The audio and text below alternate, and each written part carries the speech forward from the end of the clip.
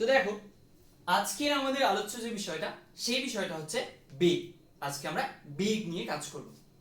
তো বেগের বেসিক কি? দেখো, আমি পড়ানোর প্রত্যেকটা ধাপে কি করি, আগে বেসিক গুলো বলি। যেমন এই ধরো দ্রুতির ক্লাস নিয়েছিলাম, দ্রুতির ক্ষেত্রে আমরা আগে দূরত্বটা খুব ভালোভাবে বলছি, সেটা নিয়ে কাজ করছি। দূরত্ব কিভাবে মেজার করা যায় না যায় সেই পথগুলো দেখছি, সরলরৈখিক, বৃত্তীয়, সবগুলো জিনিস করার পরে তারপরে তার আপার স্টেজ অর্থাৎ দূরত্বের উপরের ধাপ দ্রুতিতে গেছি। ঠিক এখানেও একই কাজ করব। আগে আমরা বেসিকটা ক্লিয়ার করব, এই যে আমাদের টপিকটা বেগ, বেগের বেসিকটা আগে ক্লিয়ার করব, তারপরে সেইখান থেকে আপার স্টেজে যাব। তো দেখো, বেগ জিনিসটা আসে কোথা থেকে? দূরত্ব থেকে যেমন আসছিল দ্রুতি, সরণ থেকে থেমে আসে কি বেগ। তাহলে প্রথমে আমরা কি বুঝবো? প্রথমে আমরা সরণটা একটু বোঝার চেষ্টা করব। তো দেখো, সরণ ব্যাপারটা হচ্ছে এরকম যে তোমাদেরকে একটা উদাহরণ দিছিলাম। এই যে ক্যামেরাতে আমি ভিডিওটা শুট করতেছি, তো এই ক্যামেরাটা আসলে আমার বলে মানে ধরে নাও যে আমরা বলে দিলাম যে এটা আমার থেকে 1 মিটার দূরে আছে। এখন দেখো, আমার থেকে 1 মিটার দূরে বিভিন্ন দিকে হইতে পারে। এখন কেউ যদি আমার থেকে এই যেখানে আমি দাঁড়ায় আছি, এখান থেকে যদি এই বরাবর 1 মিটার যায়, তাহলে কি সে ক্যামেরাটা পাবে? পাবে না। এই বরাবর যদি সে 1 মিটার যায়, তবুও সে পাবে না। এই বরাবর গেলে পাবে না। অর্থাৎ তাকে যদি আমার স্পষ্ট করে একটা মানে এই ক্যামেরাটার অবস্থান যদি বলে দিতে হয়, তাহলে আমাকে বলতে হবে যে আমার থেকে এই বরাবর 1 মিটার। তাহলে দেখো, এই বরাবর বা এই দিকে 1 মিটার, এই যে আমি এই কথাটা বললাম, এইখানে কিন্তু সরণের পরিচয়টা চলে আসলো। কিভাবে? দেখো, এইখানে আমি যখন শুধু দূরত্ব বলতেছিলাম, তখন আসলে একটা বস্তুর এক্সাক্ট পজিশনটা আমরা পাচ্ছিলাম না। একটা দূরত্ব বলে দিছিলাম কিন্তু পাচ্ছিলাম না। তাহলে আমাকে এক্সাক্ট পজিশনটা যদি বের করতে হয় বা জানতে হয়, তাহলে আমাদের কি জানতে হচ্ছে? একটা নির্দিষ্ট দিকে তার দূরত্বটা জানতে হচ্ছে বা অবস্থানের পরিবর্তনটা জানতে হচ্ছে। এই জিনিসটাকেই বলা হয় সরণ। তাহলে সরণটা কি দাঁড়াইলো? আমাদের উদাহরণ থেকেই আমরা একটু সাজায় বলতে পারি যে কোনো একটা নির্দিষ্ট দিকে বস্তুর অবস্থানের পরিবর্তন বা নির্দিষ্ট দূরত্বটাকে কি বলা হচ্ছে? সরণ বলা হচ্ছে। তাহলে সরণ গেল নির্দিষ্ট দিকে বস্তুর অবস্থানের পরিবর্তন বা দূরত্ব আর কি। তাহলে দেখো, এই যে এখানে একটা কথা আসছে নির্দিষ্ট দিকে, তাহলে এইখানে দিকের কথা আসছে। আচ্ছা, যে সকল কেসে দিকের কথা আসে সেগুলো আসলে কোন রাশি হয়? ভেক্টর রাশি হয়। ঠিক এরকম এইটাও যেহেতু আমাদের সরণকে ডিফাইন করতে গিয়ে, তাকে সংজ্ঞায়িত করতে গিয়ে দিকের কথা আসতেছে, তার মানে সরণ জিনিসটাও কি একটা ভেক্টর রাশি। গেল, এই গেল সরণ। এখন সরণ মেজার করব কিভাবে? কিংবা এর যদি সরণ যেহেতু তাহলে ভেক্টর রাশি দাঁড়াইলো, এর দিকটা কি হবে? এই জিনিসগুলো একটু বলে ফেলি। দেখো, সরণ মেজার করতে হয় এইভাবে যে সরণ ব্যাপারটা হলো এরকম যে কোনো একটা বস্তু যদি একটা গতিপথে চলতে থাকে, তাহলে ওর একেবারে আদি পয়েন্ট থেকে, একদম বিগিনিং পয়েন্ট থেকে একদম শেষ বিন্দু অর্থাৎ তার ফাইনাল পয়েন্টের এই দুইটা পয়েন্টের ডিসটেন্সটাই হচ্ছে কি সরণের মান।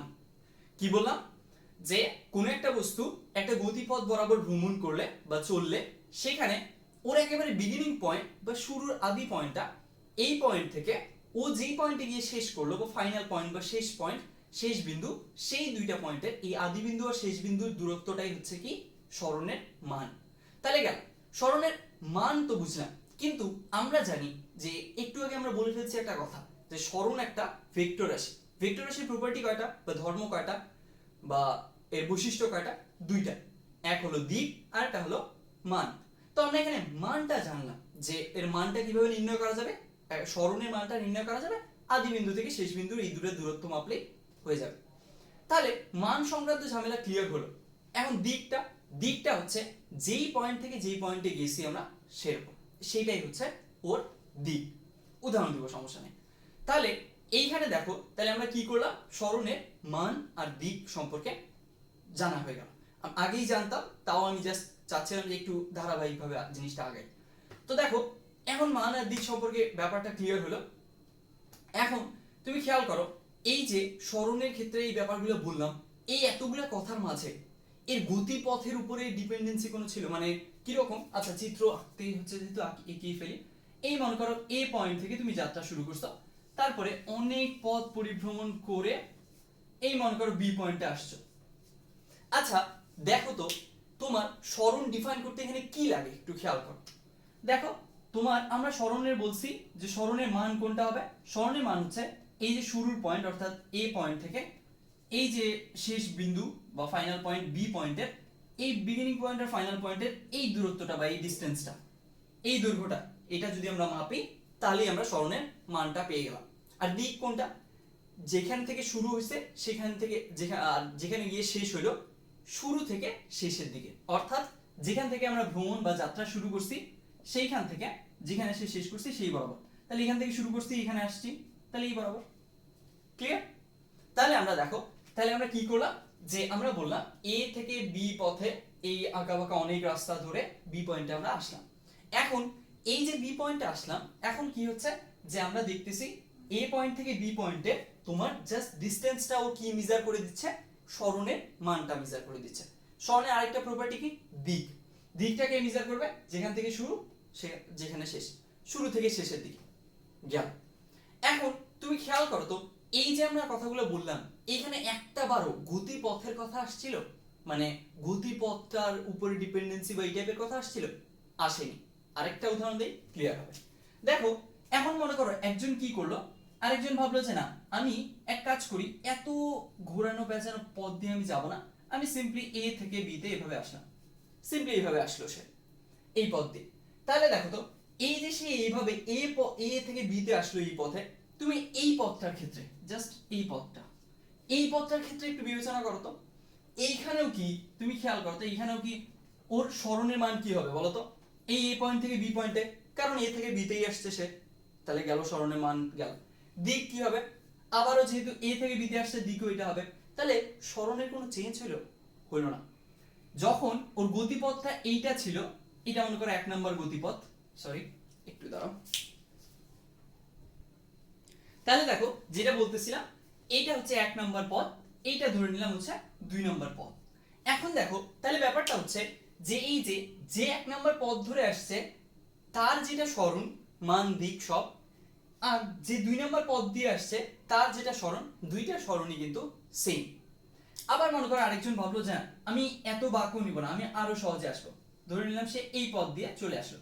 দেখো তারও সরণ কিন্তু সেম, ওর সরণের মানটা হচ্ছে এ বিন্দু থেকে বি বিন্দু, বিগিনিং থেকে ফাইনাল পয়েন্ট, আর দিকটা হচ্ছে এ থেকে যাত্রা শুরু করে বি তে, তার মানে এই দিকে। অর্থাৎ তাহলে তুমি চিন্তা করো, এটাকে যদি আমরা 3 নাম্বার পথ বলি, তাহলে দেখা যাচ্ছে যে 1 2 3 এরকম অসংখ্য পথ কিন্তু নেওয়া যাবে। তাহলে কথা হচ্ছে যে 1 2 3 পদ ভিন্ন ভিন্ন হইলো, ওদের সরণ কি হচ্ছে বলতো, সরণ সেম হচ্ছে।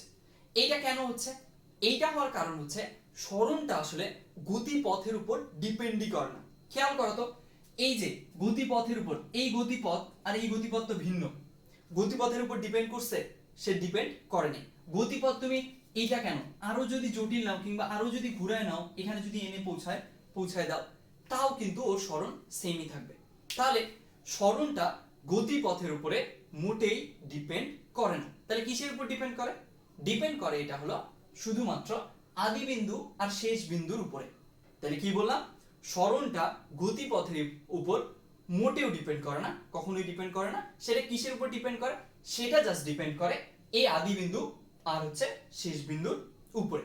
জাস্ট এই দুটো জিনিসের উপরে সরণটা ডিপেন্ড করে।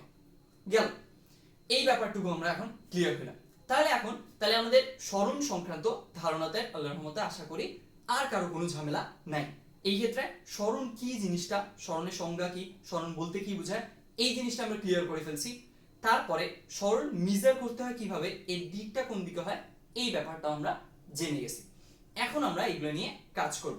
তো দেখো, এই যে একই কথা আসলো যে সরণ গতিপথের উপর ডিপেন্ড করে না, তাহলে দেখো তোমাকে যদি আমি একটা সরল রৈখিক পথ দেই, তাহলে তুমি কি দিয়ে সরণ নির্ণয় করবা, আদি বিন্দু থেকে শেষ বিন্দু, আদি বিন্দু আর শেষ বিন্দু এই দুইটা পয়েন্টে। আচ্ছা, তোমাকে যদি আমি একটা বৃত্তাকার পথ দেই, তবুও তুমি আদি বিন্দু শেষ বিন্দু দিয়ে নির্ণয় করবা। যদি অধিবৃত্তাকার দেই, উপবৃত্তাকার দেই, আরো অন্যান্য রকম দেই, র্যান্ডম এরকম পথ দেই, বিক্ষিপ্ত পথ, তবুও তোমাকে সবসময় কি করতে হবে, সরণ নির্ণয় মানেই হচ্ছে তোমাকে আদি বিন্দু আর শেষ বিন্দু এই দুইটা বিন্দু দিয়ে সবসময় নির্ণয় করতে হবে। তোমার আর কোনো কিছু কখনোই হেল্প লাগবে না। এই ক্ষেত্রে একটা ছোট্ট পয়েন্ট খেয়াল করো, দূরত্বের ক্ষেত্রে কিন্তু সেটা গতিপথের উপর ডিপেন্ড করতো, গতিপথের উপর ভিন্ন ভিন্ন গতিপথে দূরত্বটা ভিন্ন হইতো, কিন্তু সরণের ক্ষেত্রে এটা গতিপথের উপর ডিপেন্ডই করে না, এটা জাস্ট ডিপেন্ড করে আদি বিন্দু আর শেষ বিন্দুর উপরে। তো এখন আমরা বিভিন্ন পথে সরণগুলো কিরকম হয়, কখন কি হতে পারে না হতে পারে, এই ব্যাপারগুলো দেখব। তো শুরু করি। তো প্রথমে আমরা যেটা করব, দেখো প্রথম কাজটা হচ্ছে আমাদের সরলরৈখিক পথ নিয়ে আমরা সেখান থেকে সরণ হিসাব করা এবং এই সংক্রান্ত কাজগুলো করব। আচ্ছা, এখন থেকে যেহেতু আমরা ম্যাথমেটিক্যাল কাজ এবং হিসাবের কাজ শুরু করে ফেলতেছি, তো এখন একটু খাতা কলম নিয়ে সবগুলো জিনিস যদি তুলে ফেলতে পারো, তাহলে কিন্তু পরবর্তীতে জিনিসগুলো হারাবে না এবং তোমার কাছে থাকলে পরবর্তীতে তুমি চোখ বুলিয়ে মনে করতে পারবা। তো এটা করে ফেলতে পারো, এটা সবচেয়ে ইফেক্টিভ হবে। তো যাই, এখন দেখো এইখানে আমরা কি করছি, এইখানে যে পথটা, সেই পথটার বিভিন্ন সেগমেন্ট আছে। কয়টা সেগমেন্ট দেখো তো, একটা, দুইটা, তিনটা, চারটা, পাঁচটা, ছয়টা। আচ্ছা, সবগুলো সেগমেন্টে কি আছে, সরল রেখা আছে না? সবগুলো সেগমেন্টে কিন্তু সরল রেখা আছে, তার মানে পথটা বিভিন্ন সরল রেখা দিয়ে গঠিত। তো এই যে সরল রৈখিক পথগুলো, এগুলোর ক্ষেত্রে যদি আমাদেরকে সরণ নির্ণয় করতে বলে, তাহলে কিভাবে করব? তো ধরে নেই যে এই পথগুলোর এই লম্বা অংশগুলোর দৈর্ঘ্য 5 5 5 5 করে, আর এই আড়াআড়ি অংশগুলোর দৈর্ঘ্য 3 করে, 3 হয়ে গেল। এখন দেখো, এখন তোমাকে মনে করো বলছে যে তুমি এই এ পয়েন্ট থেকে যাত্রা শুরু করে, এই এ পয়েন্ট থেকে এই যে বি পয়েন্টে গিয়ে যাত্রা থামায় ফেলছো। এখন তোমাকে বললো যে তোমার সরণটা এখান থেকে নির্ণয় করে দাও। আচ্ছা, আমরা সরণের মেজারমেন্ট থেকে বা মেজারমেন্টের সিস্টেম থেকে কি শিখছি? আমরা শিখছি যে সরণটা মানটা যদি আমরা নির্ণয় করতে চাই, কি লাগবে আমাদের? জাস্ট এই আদি বিন্দু লাগবে আর শেষ বিন্দু লাগবে। দেখো তো তুমি আদি বিন্দু আর শেষ বিন্দু জানো কিনা? জানো। তাহলে এই যে আদি বিন্দু জানো, এই যে শেষ বিন্দু জানো। আদি বিন্দু শেষ বিন্দু জানা মানেই সরণ তুমি বের করতে পারবে। সেখানে পথ কিরকম থাকে এইটা হচ্ছে ব্যাপার। তাহলে আদি বিন্দু শেষ বিন্দু জানি, এখন আমরা নির্ণয় করতে পারবো। এখন কি করব? দেখো সরণের মানটা কোনটা হয়? সরণের মানটা হয় আদি বিন্দু আর শেষ বিন্দুর সংযোজক যে রেখাটা, অর্থাৎ এই যে আদি বিন্দু আর এই যে এই শেষ বিন্দু, এদের যে সংযোজক রেখাটা, ধরে নিলাম এভাবে আমি ডটের লাইন করে রাখলাম। তো এদের যে সংযোজক রেখাটা, এই যে এই রেখাটা এ থেকে বি, এই রেখাটার দৈর্ঘ্যটাই নির্দেশ করে সরণের মানটা। তো ধরে নাও এখানে আমাদের সরণের মানটাই চাওয়া হয়েছে। তাহলে খেয়াল করো, এই যে আমার সরণের মানটা চাইছে, কিংবা তাহলে আমার কি লাগবে? জাস্ট আমার এই যে এই স্কিমটা থেকে, এই স্কিম থেকে আমার জাস্ট লাগবে এই বি রেখার দৈর্ঘ্য। আচ্ছা, ডটেড লাইন দিছিলাম, একেবারে স্ট্রেট লাইনে দিয়ে দেই। তাহলে আমার কি লাগবে? জাস্ট এই যে এবি রেখাটার দৈর্ঘ্যটা আমাদের লাগবে। এখন কথা হচ্ছে এই এবি রেখাটার দৈর্ঘ্য আমরা কিভাবে পাবো কিংবা কিভাবে পেতে পারি? দেখো এইখানে এই সরলরেখী কেসে সব সময়, সরলরেখী কেসের সুবিধাই হচ্ছে এটা যে সব সময় তুমি ইজিলি বের করতে পারবা। জাস্ট হয় তোমার জাস্ট সরলরেখার দৈর্ঘ্যগুলো যোগ করতে হবে কোনো কেসে, না হয় পিথাগোরাস অ্যাপ্লাই করতে হবে। কিভাবে? দেখো এইখানে খেয়াল করো, এইখানে আমার এবি লাগবে। আচ্ছা, এই যে এবি লাগবে, এই এবিটা মানে রেখে তার সাথে আমরা একটা সমকোণী ত্রিভুজ আঁকতে পারি না বা কল্পনা করতে পারি না? পারি। কিভাবে? দেখো এইটা একটু ডটেড দেই। এই মনে করো ডটেড লাইন দিয়ে আমরা কি করলাম, এখানে একটা পয়েন্ট দিলাম সি। তাহলে দেখো এ বি সি আমরা কিন্তু একটা কি করে ফেলছি বলতো? এ বি সি আমরা একটা সমকোণী ত্রিভুজ উৎপন্ন করে ফেলছি। এখন আমাদের টার্গেট হচ্ছে সামহাউ কি করতে হবে? এবি রেখাটা দৈর্ঘ্য বের করতে হবে। অন্য কোনো কিছু আমাদের লাগবে না। লাগবে না বলতে মানে উত্তর না কিংবা কাঙ্ক্ষিত জিনিস না, টার্গেট না। অন্য কোনো জিনিসে হেল্প নিব, অন্যান্য জিনিসগুলো সবগুলোরই, কিন্তু ব্যাপারটা হচ্ছে অন্য কোনো জিনিস আমাদের টার্গেট না। আমাদের টার্গেট কি? আমাদের টার্গেটটা হচ্ছে জাস্ট এই এবি দৈর্ঘ্য বের করা ফেলা। আচ্ছা দেখো তো, এবি দৈর্ঘ্য কি এখান থেকে বের করা যাবে না? পিথাগোরাসের থিওরেম যেহেতু আমরা অলরেডি জানি, তাহলে এটা এখানে অ্যাপ্লাই করি। কিভাবে? পিথাগোরাসের থিওরেম বলে যে এই এবি দৈর্ঘ্য যদি x হয়, ধরে নিলাম x, অতিভুজ স্কয়ার ইজ ইকুয়াল টু হচ্ছে ভূমি স্কয়ার প্লাস লম্ব স্কয়ার। ভূমি কোণটা এসি, তাহলে ac স্কয়ার প্লাস হচ্ছে গিয়ে তোমার bc স্কয়ার। এই যে অতিভুজ স্কয়ার ইজ ইকুয়াল টু ভূমি স্কয়ার প্লাস লম্ব স্কয়ার, পিথাগোরাসের উপপাদ্য এখন অ্যাপ্লাই করি। এখন দেখি আমরা, এখন কথা হচ্ছে যে এই এসি এর দৈর্ঘ্য কি হবে বলো তো? এসি এর দৈর্ঘ্য কিন্তু বোঝা যাচ্ছে খুব সহজে।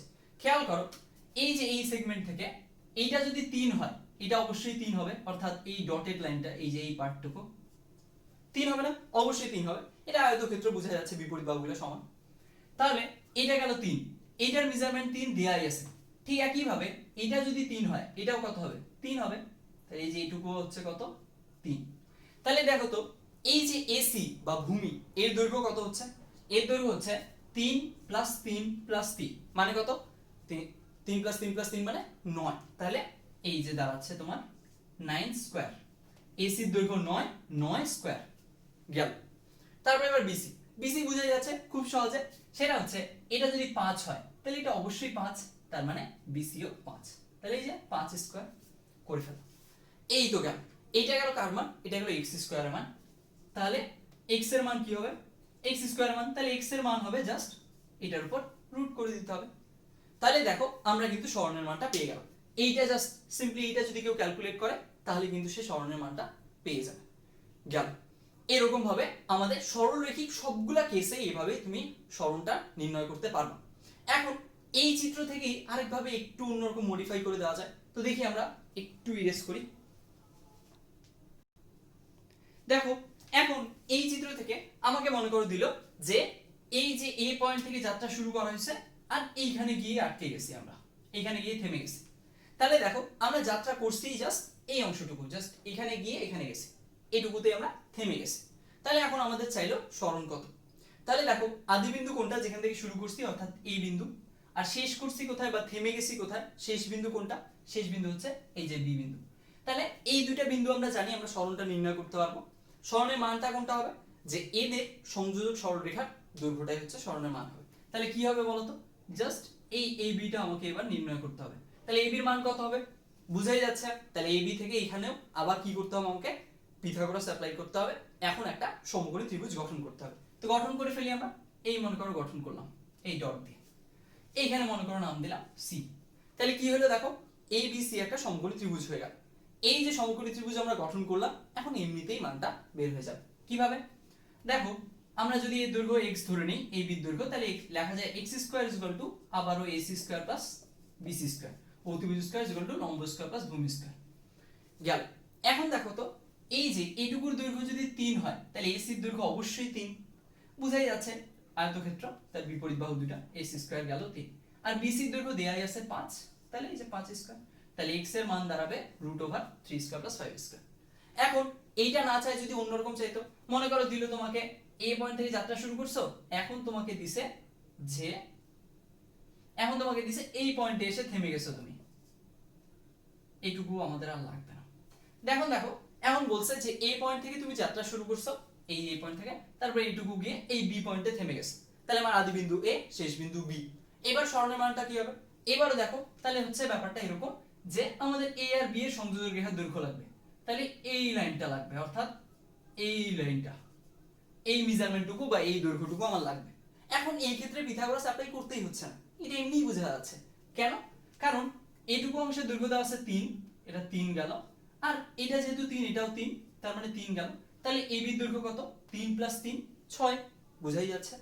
তাহলে এই ধরনের কেসে সরলরৈখিক যত কেস থাকবে সব ক্ষেত্রেই তুমি বের করতে পারবা।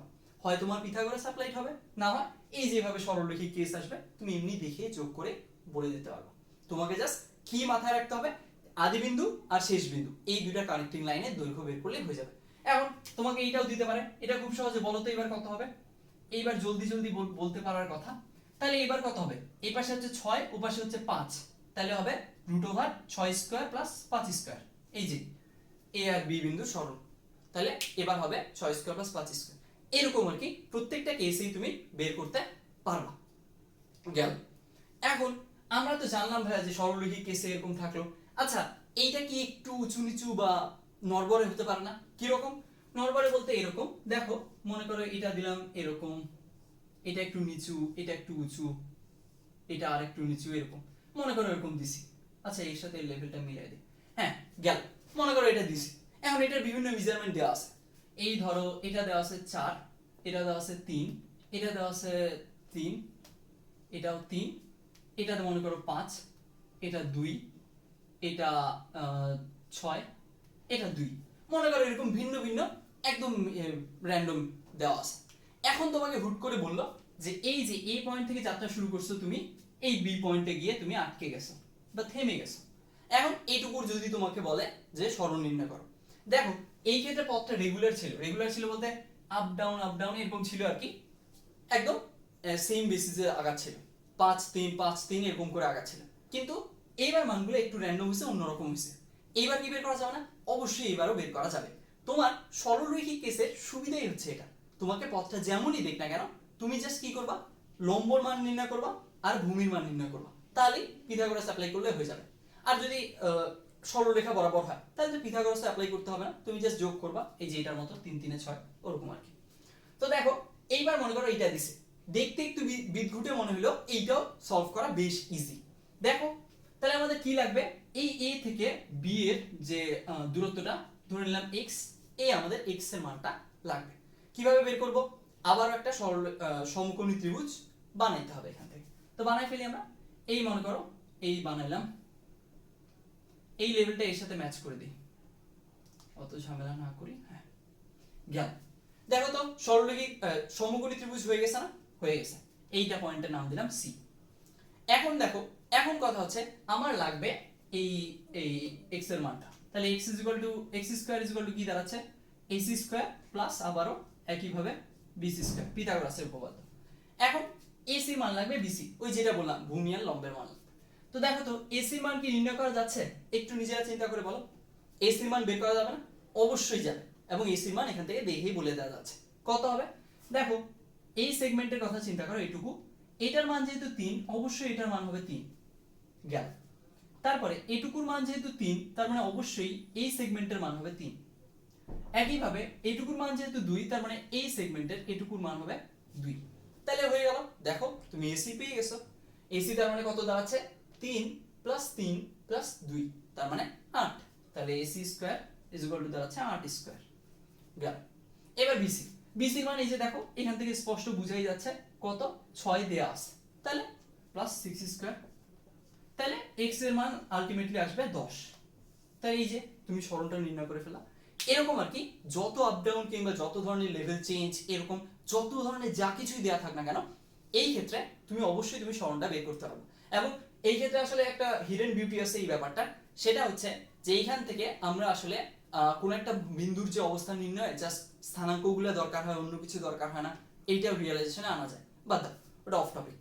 তাহলে এই ব্যাপারটা আশা করি ক্লিয়ার করতে পারছি। আমি কিন্তু অনেক ধীরে ধীরে তোমাদেরকে পড়ানোর সময় আগাই, এবং আমি চাই সবগুলো ব্যাপার একদম নিট এন্ড ক্লিন ক্লিয়ার করে যাতে তোমরা বুঝো, আমার সময় লাগুক, তাও যাতে বোঝাটা ক্লিয়ার হয়।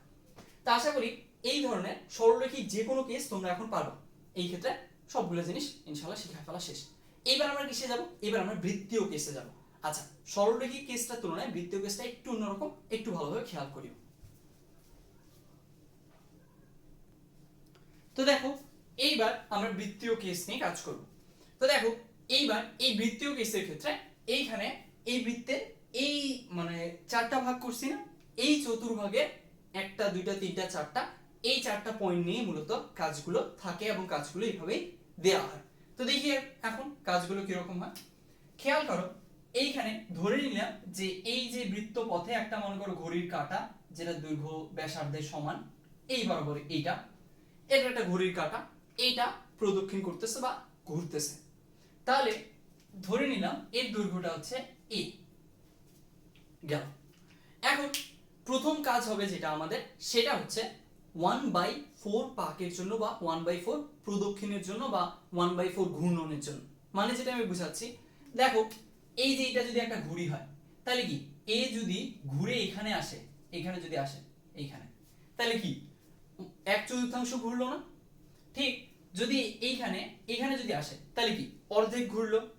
যদি এইখানে আসে তাহলে কি 3/4 বা 3/4 ঘুরলো।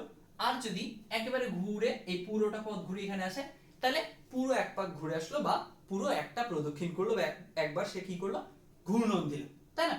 তো ঠিক সেরকম আমরা প্রথমে কাজ করব কোনটা নিয়ে, যে 1/4 অংশ প্রদক্ষিণের জন্য বা 1/4 অংশ ঘূর্ণনের জন্য। তাহলে দেখি আমরা প্রথমে কাজ করি 1/4 নিয়ে। তাহলে 1/4 মানে কি হবে, দেখো বাকিগুলো একটু ইউজ করে ফেলি।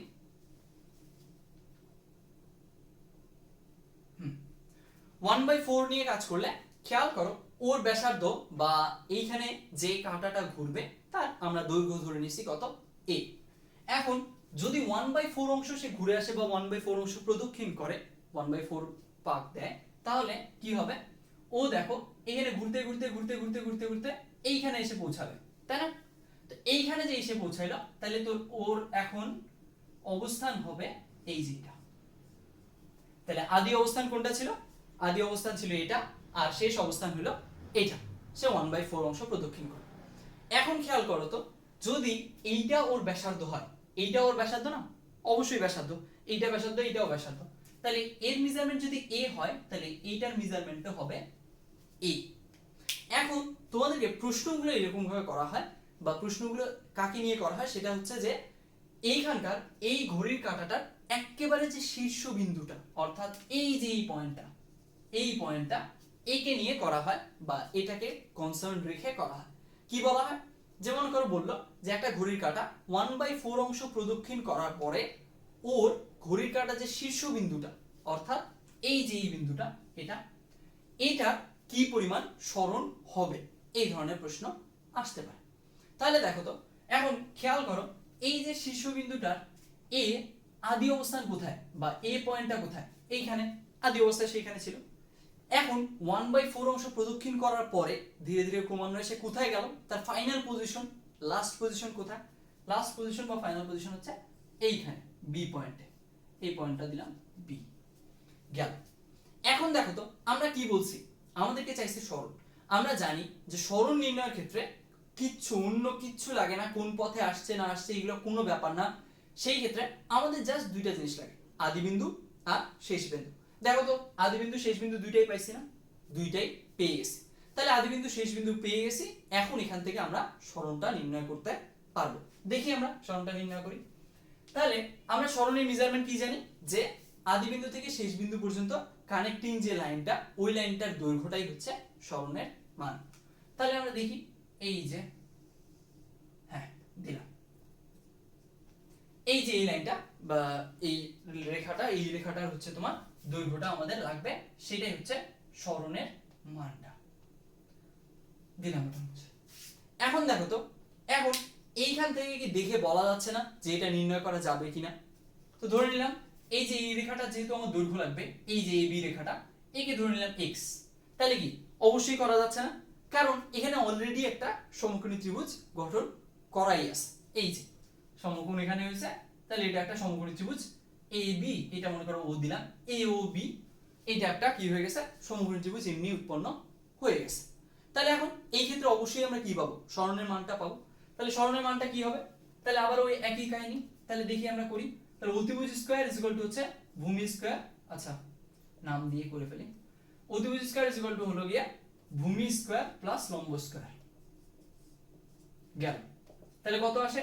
এইখানে দেখো আসে, এখানে x স্কয়ার দিলাম, বি ওর মান কত বলো তো? বি ওর মান হচ্ছে a, তার মানে a স্কয়ার। এ ওর মান কত? a থেকে ও পয়েন্ট, এর মান হচ্ছে a স্কয়ার। তাহলে কি হলো? তাহলে x স্কয়ার এর মান দাঁড়ালো a square plus a square, মানে হচ্ছে 2a স্কয়ার। তাহলে x এর মান কি দাঁড়াবে? তাহলে x এর মান দাঁড়াচ্ছে √2a, তাই না? তাহলে x এর মান দাঁড়াচ্ছে √2a। তাহলে আমরা পাইলাম যে, তুমি খেয়াল করো পুরো ব্যাপারটা বলতেছি, এই ব্যাপারটা বুঝলে পরেরগুলা তোমাদের জন্য আরো ইজি হয়ে যাবে। সেটা হচ্ছে যে কোনো একটা ঘড়ির কাঁটা বা কোনো একটা বৃত্তীয় পথে কোনো একটা মানে বস্তু যদি প্রদক্ষিণ করতে থাকে পরিধি বরাবর, তাহলে 1/4 অংশ প্রদক্ষিণ করার পরে ওর সরণের মানটা বা x এর মানটা কি হচ্ছে, সেটা মান দাঁড়াচ্ছে √2a, যেখানে এটা হলো ব্যাসার্ধ। ক্লিয়ার?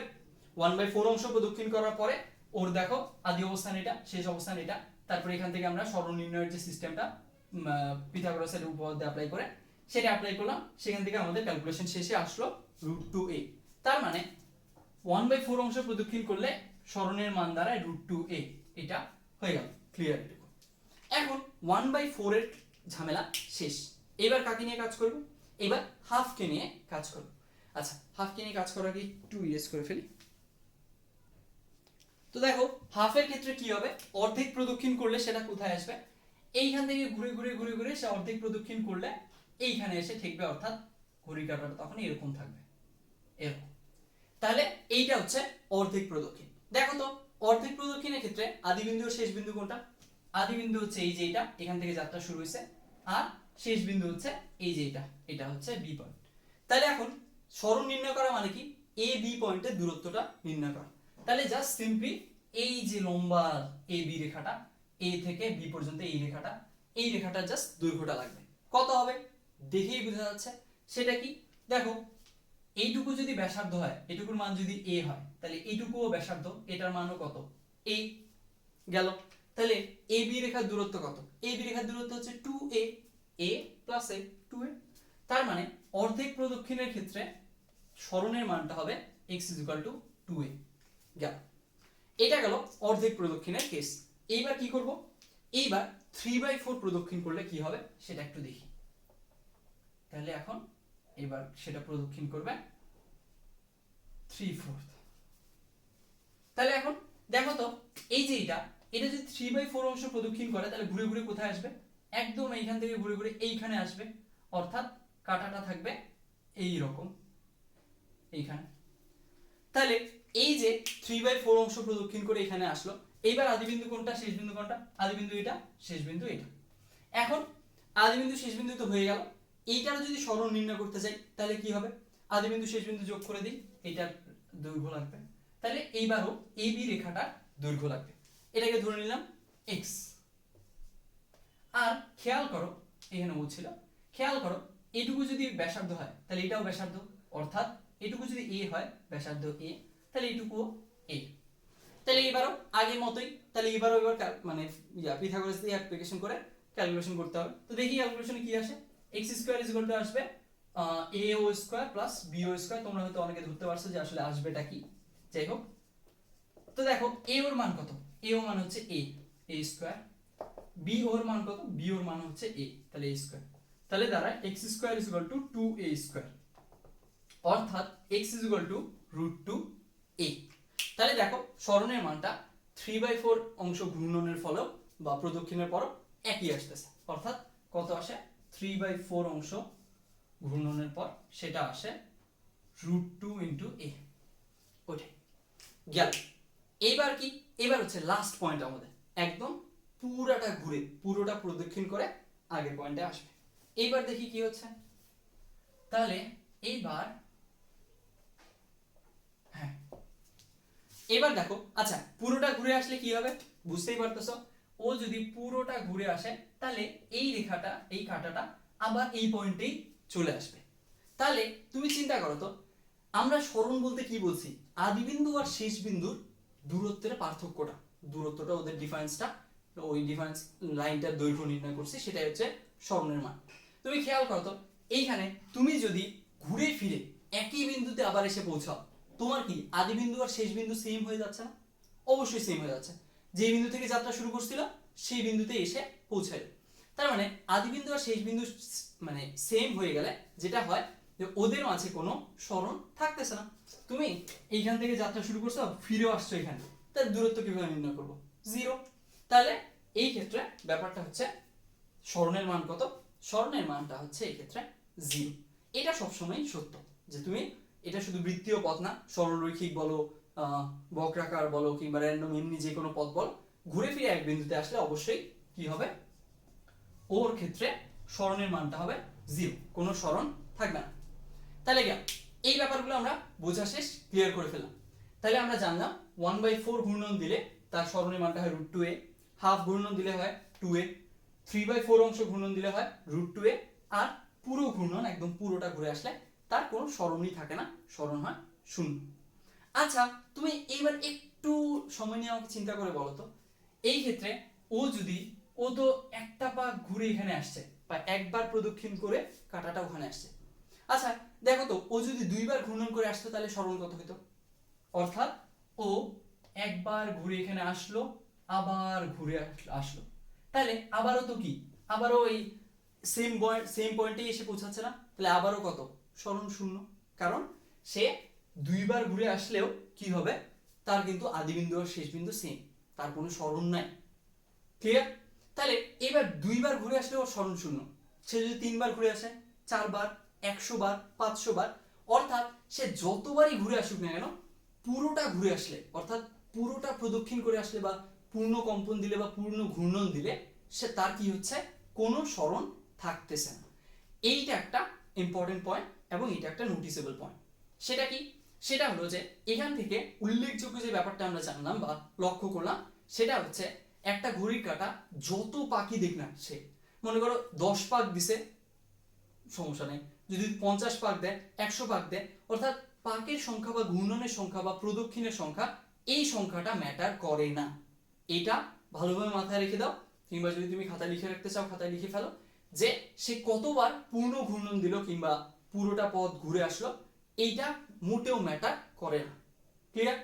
সে এই যেমন দেখাইলাম যে একবার ঘুরে আসলে ওর স্মরণ শূন্য, সে যদি 10 বার ঘুরে আসে তাও শূন্য, 100 বার ঘুরে আসে তাও শূন্য, 1000 বার ঘুরে আসলে তার স্মরণ শূন্যই হবে। তাহলে পূর্ণ ঘূর্ণনের যে সংখ্যাটা, যে এতবার ঘুরে আসছে, সেটা ম্যাটার করে না, সেটার উপরে স্মরণ ডিপেন্ডেন্ট না। গেল, এই ব্যাপারটা আমরা শিখলাম। এখন কি, এখন এই জিনিসটা একটু অন্যরকম ভাবে চিন্তা করো, যে মনে করো তোমাকে বললো যে এখানে বলা হয়েছে যে একটা মানে ঘড়ির কাঁটা 24.5 পাক ঘুরে আসছে। কত বললাম? 24.5 পাক। তার মানে কি হয়েছে বলতো, সেইভাবে ঘুরতে ঘুরতে ঘুরতে ঘুরতে 24 পাক দিছে, 24 পাক দিয়ে এখানে আসছে, তারপরে 24.5 পাক মানে আরো অর্ধেক পাক দিছে, অর্থাৎ আরো অর্ধেক পাক দিয়ে কি এখানে আসলো। তাহলে 24.5 পাক দিলেও স্মরণ কত হবে বলতো? 2a হবে। ক্লিয়ার? এখন আমি যদি বলি সে 24.5 পাক না দিয়ে সে কি করছে, সে এরকম, এই মনে করো এইখানে লিখে দিই 24 আর 1/4, মানে 24.5 পাক দিছে। এই যে সোয়া মানেই হচ্ছে তোমার 1/4 অংশ, পৌনে মানে হলো 3/4 অংশ। এই ব্যাপারগুলো যদি কেউ না জেনে থাকো একটু কিন্তু জেনে রাখতে হবে। নৈবেদ থেকে হুট করে তোমাকে বলবে পৌনে 39 বা পৌনে 40, তখন তুমি ওই পৌনে কথাটা বুঝবা না যে পৌনে বলতে আসলে কি বোঝাচ্ছে। তো এই যে 1/4টাকে সোয়া বলে, এটাকে পৌনে বলে, এই ব্যাপারটা কিন্তু ক্লিয়ার থাকতে হবে। আচ্ছা, তো যেটা বলতেছিলাম, তো কেউ যদি 24 পাকের পরে আরো 1/4 পাক দিয়ে আসে, অর্থাৎ কি হবে, তাহলে সে 24 পাক ঘুরে আসলো, পুরোটা ঘুরলো 24 বার, তারপরে আরো সোয়া পাক দিছে বা 1/4 পাক দিছে, অর্থাৎ কি রকম হয়েছে, এই যে এখানে আসছে 1/4 পাক দিছে এখানে আসছে, তাহলে এর ক্ষেত্রে সরণটা কত হবে? √2a। ক্লিয়ার? যদি বলে পৌনে 25 পাক, তাহলে কি হবে, তাহলে এই যে 24 পাক দেওয়ার পর পৌনে আসছে, তার মানে এই যে এখানে আসছে, এই যে এখানে আর আসবে, তাহলে এখানেও কত হবে, তার সরণটার মানটা কত হবে? √2a।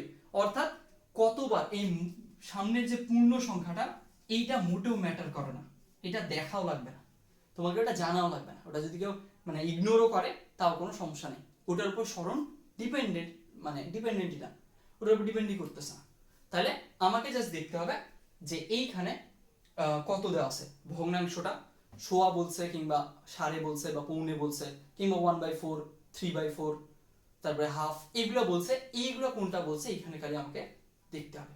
এটা দেখলে আমি স্মরণটা এসে কিন্তু বলতে পারবো, এবং এখান থেকে প্রচুর নৈর্ভিত্তিক চলে আসে। তো এই ব্যাপারটা ক্লিয়ার হয়ে গেল। এখন কথা হচ্ছে যে এই এর মানটা, আচ্ছা এর মানটা তোমাকে কোশ্চেনে এইভাবে বলে দিতে পারে, কি রকম, যে একটা ঘড়ির কাঁটার দৈর্ঘ্য বলে দিল মনে করো 10 সেন্টিমিটার, তাহলে এর মানটা কত হবে? 10 সেন্টিমিটার। তাহলে এর মানটা জাস্ট 10 সেন্টিমিটার বলে দিতে হবে, এরকম জাস্ট তোমাকে ব্যাসার্ধটা বলে দিলে, ব্যাসার্ধটার মানই হচ্ছে এ, সেটা এখানে বসাই দিলে হয়ে যাবে। এই ছিল ব্যাপার।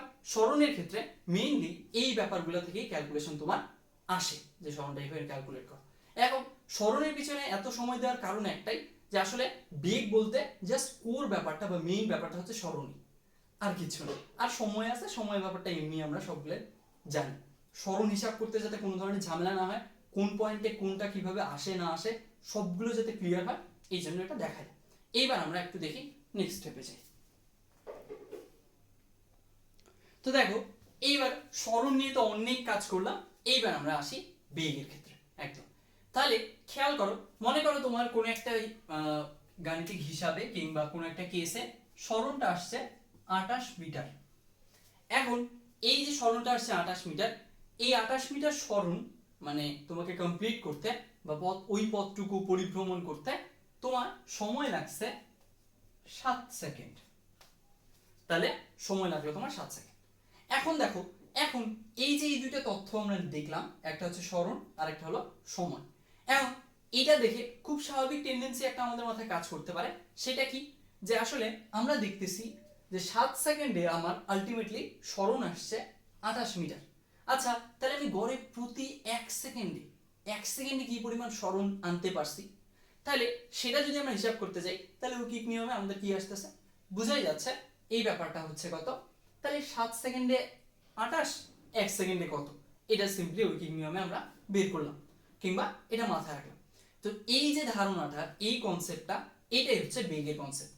তাহলে কি হলো, সরণ আর সময় ছিল, কে একজনের টেন্ডেন্সি কাজ করলো যে এই সরণটা তো এত সেকেন্ডে পাওয়া গেছে, তাহলে 1 সেকেন্ডে কি পরিমাণ সরণ আনতে পারছি এটা একটু হিসাব করি।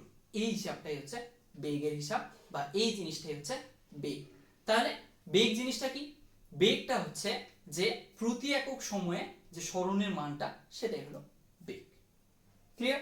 কি রকম দেখো, তাহলে এই যে এখান থেকে, আচ্ছা এখন এই তোমার বেগের যে রাশিমালাটা, এইটা দুইভাবে, যেমন দ্রুতির রাশিমালা দুইভাবে এনে দেখাইছিলাম না, এরকম বেগের রাশিমালাও দুইভাবে আনা যায়। কি রকম দেখো, প্রথমে আমাদের সংজ্ঞাটা কি জানলাম, যে প্রতি একক সময়ে কি হয় যে সরণের মানটা, সেটাই হচ্ছে বেগ। এখন একটু আমরা সংজ্ঞাটা লিখে ফেলি। তাহলে দেখো এখানে আমরা এই একটা সংজ্ঞাটা লিখছি, আর আমাদের যে একটা ন্যাচারাল টেন্ডেন্সি থেকে হিসাবের কথা বলছিলাম সেই হিসাবটা লিখছি। এই দুইটা জায়গা থেকে আসলে বেগের গাণিতিক রাশিমালাটা কিরকম হয়, কেন হয়, এইটা বোঝা যাবে।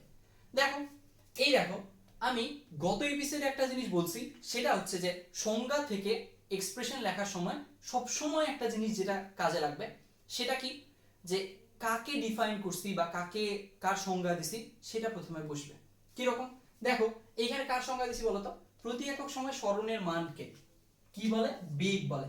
তাহলে এটা বেগের সংজ্ঞা ছিল, তাহলে প্রথমে বেগ লিখতে হবে বা বেগ বসবে। গেল। তারপরে কি বলছিলাম, তারপরে যেগুলোর সামনে যে রাশির সামনে একক কথাটা থাকবে, বা 1 সেকেন্ড মানে 1 একক সময়ে বা 1 একক পরিমাণে এই জিনিসগুলো থাকবে, সেগুলো কিসে যাবে, নিচে যাবে। তো দেখি এখানে কি আছে, তাহলে দেখো এখানে আছে সময়ের সামনে একক আছে, প্রতি একক সময়, তাহলে সময়টা কিসে যাবে, নিচে যাবে। আর যেগুলোর সামনে একক থাকবে না সেগুলো উপরে যাবে, একাধিক জিনিস থাকলে গুণ হবে, এরকম আর কি। তাহলে দেখো প্রতি একক সময় সরণের মান কি, এই যে সরণ রাশিটার সামনে কোনো একক নাই, তাহলে এটা বসবে উপরে। এই তো, এই হয়ে গেল বেগ ইজ ইকুয়াল টু সরণ বাই সময়, এটা হইতেই হবে। দেখো প্রতি একক সময় সরণের যে মানটা, সেটা বেগ, এভাবে চিন্তা করতে পারো। গেল এটা। তাহলে এইখান থেকে আমরা বেগের এক্সপ্রেশনটা নিয়ে আসলাম, v is equal to s by t। গেল এটা। এখন আরেকভাবে আনা যায়, কিংবা আরেকভাবে তুমি চিন্তা করতে পারো। এই দৃষ্টিভঙ্গিগুলো তোমাদেরকে দেওয়ার কারণ এইটাই, যাতে করে পরবর্তীতে এইগুলো থেকে যখন আরো বেশি ভালো ভালো জিনিস বিল্ড আপ করবা, তখন যাতে বেসিকটা স্ট্রং থাকে। তাহলে দেখো, এখন এখান থেকে মনে করো চিন্তা করি আমি এই সংজ্ঞা টঙ্গা জানি না, আমি জাস্ট থট প্রসেসটা জানি যে এইভাবে চিন্তা করতে হয়। তাহলে সেই মনে করো ভাবলো যে 7 সেকেন্ডে যায় 28 মিটার, তাহলে 1 সেকেন্ডে যায় এই যে 28 বাই 7 মিটার। এখন আমরা একটা জিনিস জানছি যে 1 সেকেন্ডে যেটা যাচ্ছে সেটাই হচ্ছে কি, 1 সেকেন্ডে সরণ যেটা আসতেছে, 1 সেকেন্ডে যেটা সরণ আসতেছে সেটা হচ্ছে বেগের মান। তাহলে এই জিনিসটাই কি বলতো, এই জিনিসটাই বেগ না, এইটাই বেগ, কারণ এটা 1 সেকেন্ডে সরণের মানটা। তাহলে এই জিনিসটা হচ্ছে বেগ, বা এইটাই বেগকে ডিফাইন করে। এখন এর উপরে নিচে কি আছে একটু দেখো, কাজটা হয়ে যাবে। তাহলে খেয়াল করো, উপরে কি আছে, উপরে আছে সরণের মান। আচ্ছা এখানে x দ্বারা প্রকাশ করছি, তুমি s দ্বারাও প্রকাশ করতে পারো, সমস্যা নেই। তাহলে উপরে সরণের মান আছে, s দিয়ে দিলাম। নিচে কার মানটা আছে দেখো তো, 7, নিচে সময়ের মানটা আছে, তার মানে এই তো। তাহলে v is equal to কত হবে, অবশ্যই s by t হইতেই হবে। এই হচ্ছে আমাদের বেগের রাশিমালা কেন আসলো, কিভাবে আসলো, এটা থট প্রসেস দিয়ে দেখালাম, সংজ্ঞা থেকেও দেখালাম, যেটা আগেও দেখাইছিলাম। তো গেল, এইটা গেল আমাদের বেগের সংজ্ঞায়িত করা জিনিসগুলো জানলাম। এখন দেখো, এখন একটা ছোট্ট পয়েন্ট, সেই ব্যাপারটা একটু ক্লিয়ার রাখতে হবে। সেটা কি, যে v is equal to s by t, এটা দ্রুতির সংজ্ঞার্থে কিংবা দ্রুতি ডিফাইন করতে গিয়েও লেখা হয়, আবার এইটা বেগ ডিফাইন করতে গিয়েও লেখা হয়। তাহলে কখন কি কিংবা দুইটার মাঝে পার্থক্য কি, এই পার্থক্যটা কিন্তু ভুলে গেলে চলবে না। তাহলে সেটা কি, সেটা হচ্ছে যে এইখানে এসটা কি ডিফাইন করে, এইখানে এসটা ডিফাইন করে সরণ। দেখো এই যে সরণ, এইখানে এস ডিফাইন করে সরণ। কিন্তু যখন তুমি দ্রুতির ব্যাপারটা লিখবা, দ্রুতি ইজ ইকুয়াল টু, যখন দ্রুতি v is equal to s by t লিখবা, তখন ওখানকার এসটা ডিফাইন করবে কাকে, তখন ওখানকার এসটা দূরত্বকে ডিফাইন করবে। এইটা হচ্ছে সরণ সংক্রান্ত ব্যাপার, ওটা হচ্ছে দূরত্ব সংক্রান্ত ব্যাপার। সো দুইটা এস হইলেও খুব সূক্ষ্ম একটা পার্থক্য কিন্তু তাদের মাঝে আছে। গেল। তাহলে এখান থেকে দেখে বলতো, তাহলে বেগের ক্ষেত্রে এর একক কি হবে, বুঝাই যাচ্ছে। উপরে বসবে সরণের একক মিটার, নিচে বসবে সময়ের একক সেকেন্ড, তার মানে মিটার পার সেকেন্ড। গেল। এখন মাত্রা, আচ্ছা মাত্রা এখান থেকে দেখেই বলা যায়, যদি আমরা এই যে এইটা কি বলে তোমার এই একক দেখি, একক থেকেই মাত্রা লেখা যায় বা আন্দাজ করা যায়। সেটা কিভাবে দেখো, এই মিটার, মিটার কিসের একক বলতো? মিটার হচ্ছে দৈর্ঘ্যের একক, অর্থাৎ লেন্থ, লেন্থ সংক্রান্ত ব্যাপার। তাহলে এল। সময়, সময়ের কার একক? সেকেন্ড, সেকেন্ড কার একক? সময়ের একক। টাইম, টি। তাহলে এই যে টি, এল টি ইনভার্স 1। এই তো, তাহলে এটা যদি একক হয় এটা হবে ওর মাত্রা। এভাবে সবগুলো জিনিসের একক থেকে আসলে মাত্রা বের করা যায়। গেল। তাহলে এখন আমরা বেগ সংক্রান্ত ব্যাপারও ক্লিয়ার করে ফেললাম। এবার কিছু ম্যাথমেটিক্যাল কাজকর্ম করে ফেলি। তো দেখো, এইবার এখন আমরা যে কাজগুলো করব সেটা হচ্ছে কোশ্চেন সলভ করব। তো ভালোভাবে খেয়াল করো, কোশ্চেন সলভ করার আগে একটা পয়েন্ট একটু ভালোভাবে বলে রাখি। সেটা কি? সেটা হচ্ছে বেগ কিন্তু মূলত দুই ধরনের হয়ে থাকে বা দুইভাবে আমরা হিসাব করতে পারি। সেটা কি? একটা হচ্ছে তাৎক্ষণিক বেগ, অর্থাৎ কোন একটা নির্দিষ্ট মুহূর্তে, কোন একটা নির্দিষ্ট মুহূর্তে ওর বেগটা কিরকম, সেটা হচ্ছে তাৎক্ষণিক বেগ। আর আরেকটা হচ্ছে গড় বেগ। আচ্ছা, গড় বেগ ব্যাপারটা তাহলে কি? গড় বেগ ব্যাপারটা হচ্ছে যে মোটের উপর জাস্ট ওভারঅল গড়ে এভারেজে কিরকম বা কতটা। ক্লিয়ার? তাহলে এই ব্যাপারটা কিরকম হবে? এইটা হচ্ছে এরকম যে গড় বেগ ব্যাপারটা হলো যে আমরা বেগের সংজ্ঞা কি পড়ছি, সরণ বাই সময়, তাই তো? গড় বেগের ক্ষেত্রে মোট সরণ বাই মোট সময়। ক্লিয়ার? গড় বেগ মানেই হচ্ছে মোট সরণ বাই হলো মোট সময়। একটা নির্দিষ্ট সময় দেওয়া থাকবে, সেটাতে ওভারঅল সরণ কত এটা বের করতে হবে, সেটা হলো মোট সরণ। আর ওভারঅল সময় কত সেটা জানতে হবে, সেটা হলো মোট সময়। এই তো, এই গড় বেগ মানেই হচ্ছে মোট সরণ বাই মোট সময়। ক্লিয়ার? গেল। এখন এইটুকু আমরা যদি জানি, তাহলে এই কোশ্চেনগুলো আমরা একটু সলভ করার চেষ্টা করি। আচ্ছা, তোমরা চাইলে নিজেরা সলভ করার চেষ্টা করে ফেলতে পারো। আর যদি কোনো মনে হয় যে একান্ত তথ্য দেখতে ঝামেলা হচ্ছে কিংবা কোনো কিছু একটু বুঝতে ঝামেলা হচ্ছে, তাহলে তোমরা নিজের মতো করে ওটা ধরে নিয়ে করতে পারো। কিরকম? যেমন ধরো, মনে করো এই ওয়ানটা, ছোট্ট ওয়ানটা তুমি বুঝতে পারতেছ না, তুমি ওটা মনে করো নিজের ইচ্ছা মতো টু ধরে নিয়ে করো। জাস্ট তোমাকে চেক করতে হবে তুমি প্রসেসটা জানো কিনা, কিভাবে করতে হয় কিংবা ম্যাথটা কিভাবে করা যাবে, এই প্রসেসটা জানো কিনা, এটুকু জানলেই আসলে এনাফ। সংখ্যাটা কোনটা দেওয়া আছে আমি ভুল দেখছি কিংবা ভুল পড়ছি, এটা তেমন কিছু না। মূলত মেইনলি তোমাকে জানতে হবে প্রসেসটা। আচ্ছা, তোমরা ভিডিওটা পজ করে কোয়েশ্চেনগুলো এখান থেকে দেখে তারপরে নিজেরা সলভ করার চেষ্টা করে ফেলতে পারো। আর যদি মনে হয় যে হ্যাঁ সলভ করে ফেলছি কিংবা আমি চেষ্টা করছি কোনটা পারিনি কিংবা আমি আপনার সলভটা দেখবো, তাহলে এখন সলভ দেখা শুরু করো, আমি এখন সলভগুলো করে দিই। তো দেখো, প্রথম যে কোশ্চেনটা, আচ্ছা কোশ্চেনগুলো তো এক্সপ্লেইন করে নিই। প্রথম কোশ্চেনে বলা হয়েছে যে রাতুল এ বিন্দু থেকে বি বিন্দুতে গেছে। তো ধরে নিলাম যে এটা হচ্ছে রাতুলদের সিঁড়ি। তো রাতুলদের সিঁড়িটা খুবই বিক্ষিপ্তভাবে বানানো, অর্থাৎ সিঁড়ি সাধারণত কি হয়, একটার উঁচুর সাথে পরের সিঁড়ির উঁচু সেম হয়, একটার আনুভূমিক দিকের সাথে পরের সিঁড়ি বা আগের সিঁড়ির আনুভূমিক দিক সেম হয়। কিন্তু ধরে নিলাম রাতুলদের এই যে সিঁড়ি বানানোটা, এইটা খুবই বিক্ষিপ্তভাবে বানানো হয়েছে এবং এটা একটা অন্যরকম বা বিক্ষিপ্ত ধরনের সিঁড়ি। তাহলে এই যে এই সিঁড়িটা উঠতে রাতুলের মোট সময় লাগছে কত সেকেন্ড? 5 সেকেন্ড। রাতুলের মোট সময় লাগছে এই সিঁড়িটা উঠতে, অর্থাৎ এই পয়েন্ট থেকে এই বি পয়েন্টে যেতে রাতুলের সময় লাগছে 5 সেকেন্ড।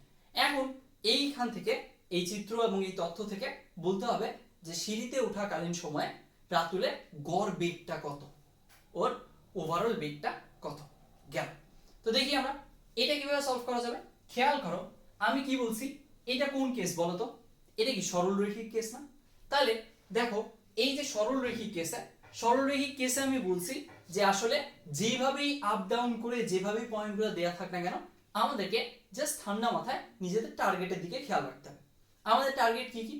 আমাদের টার্গেট হচ্ছে আদি বিন্দু আর শেষ বিন্দুর সংযোজক সরলরেখা। তাহলে এই ক্ষেত্রে আমাকে কি করতে হবে? এই যে আদি বিন্দু আর এই যে শেষ বিন্দু এদের সংযোজক সরলরেখার দৈর্ঘ্যটা আমাকে বের করতে হবে।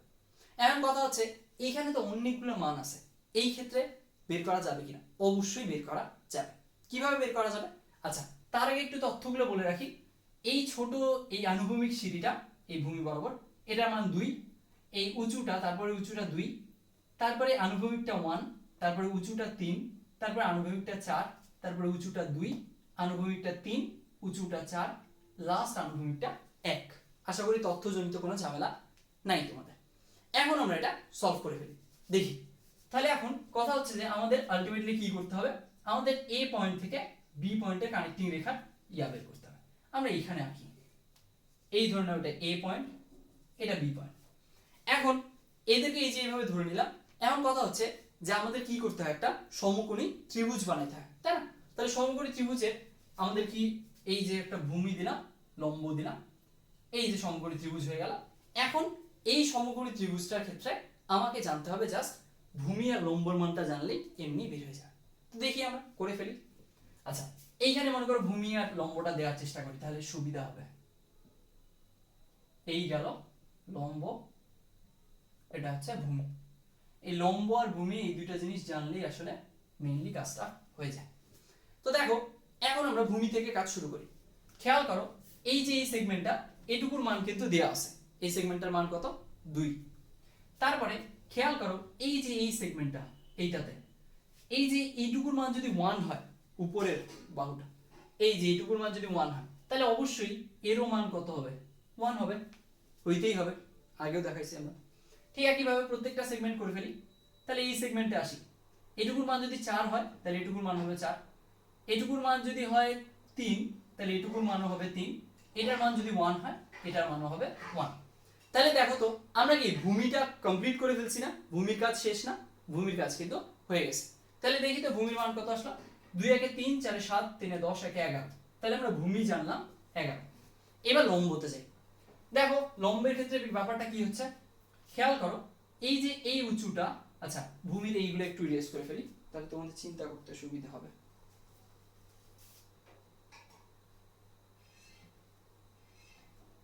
হ্যাঁ, করে ফেললাম। এইবার দেখো, এবার লম্বের কেসটা দেখো। লম্ব বরাবর কি কি জিনিস আছে, কোন কোন সেগমেন্ট আছে একটু দেখি। এই যে প্রথমে এইটুকু সেগমেন্ট, এইটা, তাহলে এইটা দিলাম এই বরাবর, এটা এখানে থাক। তাহলে দেখো, এইটুকু যদি 2 হয় তাহলে এটাও কত? এটাও 2। এইটুকু যদি 3 হয় তাহলে এই সেগমেন্টটার এটুকুর মানও 3। এটা যদি 2 হয় তাহলে এটার সেগমেন্টও 2, আর এটা যদি 4 হয় তাহলে এই সেগমেন্টটাও 4। ঠিক না? জাস্ট আমরা কি করছি, ওই যে আয়তক্ষেত্রের বিপরীত বাহুগুলো সমান, ঠিক একইভাবে কাজগুলো করছি। সেগমেন্টে মিলাইছি, সেগমেন্ট অনুসারে মিলাইগে হয়ে গেছে। তাহলে লম্বের মান কত আসলো দেখি আমরা। লম্বের মান দাঁড়ায় 4 2 6 3 9 2 11। তাহলে লম্বের মানও দাঁড়াচ্ছে 11। তাহলে এখন খেয়াল করো তো, আমরা যদি ভূমি জানি আর লম্ব জানি তাহলে এবির মান পাবো না? এমনিই পাবো। তো ধরে নিলাম এবির মানটা হচ্ছে x। তাহলে দাঁড়াচ্ছে এটা, এটা কিরকম দাঁড়াচ্ছে? তাহলে একইভাবে ভূমি স্কয়ার প্লাস লম্ব স্কয়ার করতে হবে। তাহলে আমরা এই x এর মানটা, অর্থাৎ সরণের মানটা বা মোট সরণের মানটা পেয়ে যাব। করে ফেলি আমরা। আচ্ছা এইখানে করি, পরে না হয় ইরেজ করে দেওয়া যাবে। x square is equal two দাঁড়াচ্ছে 11 স্কয়ার প্লাস 11 স্কয়ার, মানে আলটিমেটলি x এর মান দাঁড়াবে 15.55 এর মতো, এরকম কিছু একটা গেল। তাহলে আমাদের মোট সরণ কত দাঁড়াইলো? 15.55 ধরে নিলাম, 15.55 মিটার। তাহলে আচ্ছা 15.55 কি দাঁড়াবে? একটু দাঁড়াও, হিসাবটা করে ফেলি। হ্যাঁ ঠিক আছে, 15.55 মিটার। এখন দেখো, এখন কথা হচ্ছে কি, এখন এইটা গেল আমাদের সরণের মান।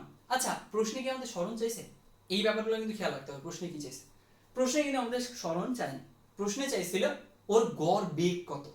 তাহলে গড় বেগ এখন আমরা বের করি। আচ্ছা গড় বেগ আমরা কি শিখছি? গড় বেগ ইজ ইকুয়াল টু হচ্ছে মোট দূরত্ব বাই মোট সময়। তাহলে সরি, মোট সরণ বাই মোট সময়, মোট সরণ বাই মোট সময় লিখলাম। তাহলে মোট সরণটা পেয়ে গেছি না অলরেডি, এই যে x এর মানটা। তাহলে এটা মোট সরণ পেয়ে গেছি, মোট সরণটা বসাই দিই। তাহলে দাঁড়াচ্ছে 11.55। আর মোট সময় কত? দেখো মোট সময়টা কিন্তু দেয়া আছে, এই যে মোট সময় কত, t = 5 সেকেন্ড। তাহলে এটা এখানে বসাই দিই, 11 হবে 15 হবে, ভুল লিখতেছি কেন, তাহলে এটা দাঁড়াচ্ছে 5। তাহলে আলটিমেটলি কি দাঁড়ায় জিনিসটা, আলটিমেটলি জিনিসটা দাঁড়াবে তাহলে 3.11 মিটার পার সেকেন্ড। এই তো, এই হয়ে গেল আমাদের কি, দেখো দেখি আমাদের কিন্তু গড় বেগটা আমরা পেয়ে গেলাম। কাজটা কি করছি ভালোভাবে খেয়াল করো, রিভিউ দিচ্ছি, যদি কারো কোনো পয়েন্টে ঝামেলা থাকে খেয়াল করো, ক্লিয়ার হয়ে যাবে ইনশাআল্লাহ। এইখানে বিভিন্ন মানের সরলরৈখিক কাজগুলো দেওয়া ছিল। তো এখন আমরা প্রথমে কি করছি, আমরা বুঝতেই পারছি এখানে পিথাগোরাস অ্যাপ্লাই করতে হবে। তাহলে এখানে প্রথমে ভূমির মানটা নির্ণয় করছি, সেগমেন্ট অনুযায়ী 11 আসছে, লম্বের মান নির্ণয় করছি সেগমেন্ট অনুযায়ী 11 আসছে। তারপরে এক্স এর মানটা পিথাগোরাস থেকে জাস্ট নির্ণয় করে ফেললাম, এটা আসলো। তারপরে কি করলাম, তারপরে আমরা সেখান থেকে গড় বেগ যেহেতু নির্ণয় করব সূত্র অ্যাপ্লাই করছি। গড় বেগ মানে হচ্ছে মোট সরণ বাই মোট সময়। এই তো গড় বেগের মান চলে আসছে। এই ছিল আমাদের গড় বেগ সংক্রান্ত প্রথম কোশ্চেনের সমাধান। এবার দ্বিতীয়টাতে আসি। এবার দেখো, এবার আমরা সলভ করব কোশ্চেন নাম্বার 2। তো দেখো কোশ্চেন 2 তে কি চাইছে, এইখানে বলা হয়েছে একটা 15 সেন্টিমিটার দৈর্ঘ্যের ঘড়ির কাঁটা 42.5 পাক ঘুরলে কাঁটার শীর্ষবিন্দুটার সরণ কত। আচ্ছা, এই ক্ষেত্রে কি চাইছে, কি চাচ্ছে, প্রশ্নটা কিন্তু খুব ভালোভাবে পড়তে হবে। এখন এই ক্ষেত্রে চাইছে কিন্তু সরণ। আচ্ছা, তাহলে দেখি আমরা, এই যদি একটা ঘড়ি হয়, এখন এই ঘড়িটা, এখন এই গেল এটা, ঘড়ির কাঁটার দৈর্ঘ্য কত বলছে, 15 সেন্টিমিটার দৈর্ঘ্যের ঘড়ির কাঁটা। আচ্ছা, তাহলে এই দিলাম 15 সেন্টিমিটার, এইটুকু 15 সেন্টিমিটার গেল, ঘড়ির কাঁটা গেল। এখন এখানে কি বলছে, 42.5 পাক ঘুরলে বা 42.5 বার প্রদক্ষিণ করলে। আচ্ছা, প্রথমে এই কথাটা খুব ভালোভাবে বুঝতে হবে, এই কথাটার মিনিং বুঝলেই আমরা ম্যাথটা কিন্তু পারবো। দেখো, এই 42.5 পাক, এইটার মিনিং হচ্ছে যে সে 41 পাক ঘুরছে, তারপরে আরো 3/4 অংশ ঘুরছে। ক্লিয়ার? যদি আমরা বলি 2.5, তার মানে আমরা বুঝাই 1 পূর্ণ অংশ প্লাস হচ্ছে আরো 3/4 অংশ ঘুরছে। যেমন 2.5টা 3.5টা বাজে, আমরা সময়ের ক্ষেত্রে এই ব্যাপারটা বলি। তো এই ব্যাপারটা কিন্তু বুঝতে হবে। তাহলে এখানে বলছে 42.5 পাক ঘুরছে, তাহলে প্রশ্নে যেহেতু 42.5 বলছে, তার মানে কি বোঝাচ্ছে, তার মানে বোঝাচ্ছে সে 41 পাক ঘুরছে, তারপরে আরো 3/4 অংশ সে ঘুরছে। এখন আমরা তাহলে দেখি যে যেহেতু সরণ চাইছে, আদি বিন্দু আর শেষ বিন্দু আমরা একটু খেয়াল করি। তাহলে দেখো, এখন এই যে এই ঘড়িটা এই অবস্থায় ছিল, এখন মনে করো তুমি কি করছে, এই যদি এক পাক ঘুরে, এক পাক ঘুরলে এখানে এসে পৌঁছাবে, 2 পাকেও এখানে, 3 পাকেও এখানে। আচ্ছা, যদি সে 41 পাক ঘুরে, তাও কি ওখানে এসে পৌঁছাবে? তার মানে কি হবে, যদি সে 41 পাকও এখানে ঘুরতে থাকে, তবুও অ্যাট লাস্ট এখানে এসে দাঁড়াবে। কারণ যতবার সে পূর্ণ পাক দিবে বা পূর্ণ ঘূর্ণন দিবে, প্রদক্ষিণ করবে পুরোটা, ততবার সে আদি অবস্থায় এখানে গিয়ে পৌঁছাবে। গেল, সে 41 পাক দিয়ে এখানে এসে পৌঁছাবে। তারপরে কি আছে দেখো তো, তারপরে আরো 3/4 অংশ আছে। তাহলে আরো 3/4 অংশ ঘুরলে সে কোথায় যাবে, তাহলে সে এইখানে যাবে। এই যে 3/4 অংশ ঘুরলে সে এইখানে আসবে। তাহলে এখন দেখি আমরা, তাহলে এই বিন্দুতে তাহলে সরণটা কিভাবে নির্ণয় করা যায়। এখন এই ক্ষেত্রে ব্যাপারটা হচ্ছে যে এইখানে যে আসলো, আমাদের আদি বিন্দু ছিল এইটা, এইখান থেকে ঘোরা শুরু করছে, তারপরে 42.5 পাক ঘুরে এসে এইখানে আসলো। তাহলে এটা আদি বিন্দু আর এটা শেষ বিন্দু। এই আদি বিন্দু শেষ বিন্দু মানে সংযোজক সরলরেখার দৈর্ঘ্যটা আমাদের লাগবে। তাহলে এই যে এটা দিলাম সংযোজক সরলরেখা, ধরে নিলাম x। এইবার যদি এই যে এইটাও এর ব্যাসার্ধ, এইটাও এর ব্যাসার্ধ, এইটা যদি 15 সেন্টিমিটার হয়, এইটাও হবে কত, 15 সেন্টিমিটার। গেল, এখন 15 সেন্টিমিটার হয়ে গেল। এখন আমরা কি করব, এখন আমরা এখান থেকে x এর মানটা বের করব। আচ্ছা, এই ক্ষেত্রে তোমাদের একটা ব্যাপার, সেটা হচ্ছে যে অনেকে বলো এই 15 সেন্টিমিটারটাকে মিটারে করে নিয়ে হিসাব করব। হ্যাঁ করো, একেবারে সবার শেষে কনভার্ট করলেও হবে, এইখানে যদি কনভার্ট করতে চাও তাও হবে। দেখো 15 সেন্টিমিটারকে মিটার করলে কি হবে, 0.15 মিটার। এখানে মনে করো লিখে দিলাম, এই দিলাম 0.15 মিটার, এখানেও দিলাম 0.15 মিটার। গেল। এইবার x এর মানটা নির্ণয় করি, খুব সিম্পল।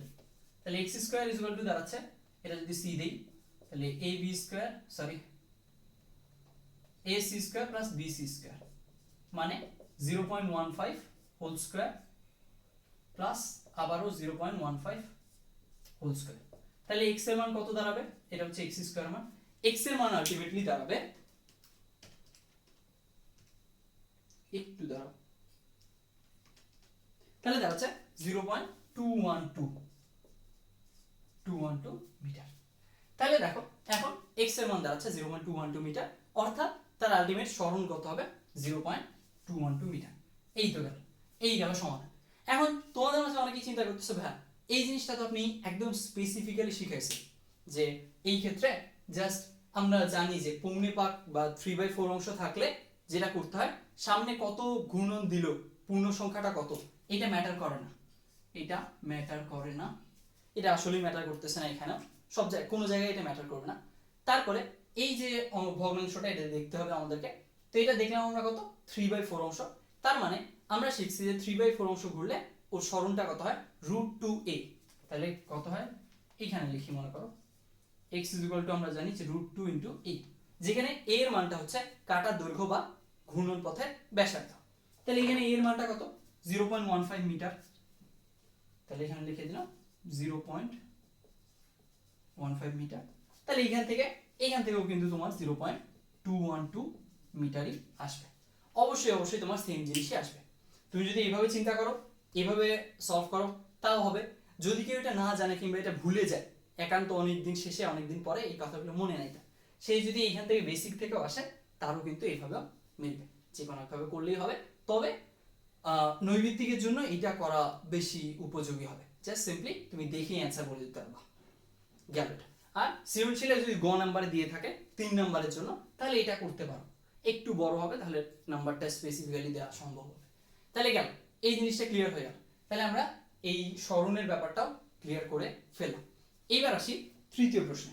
আচ্ছা, দ্বিতীয় প্রশ্নে এখনো কারো ঝামেলা থাকলে দেখতে পারো।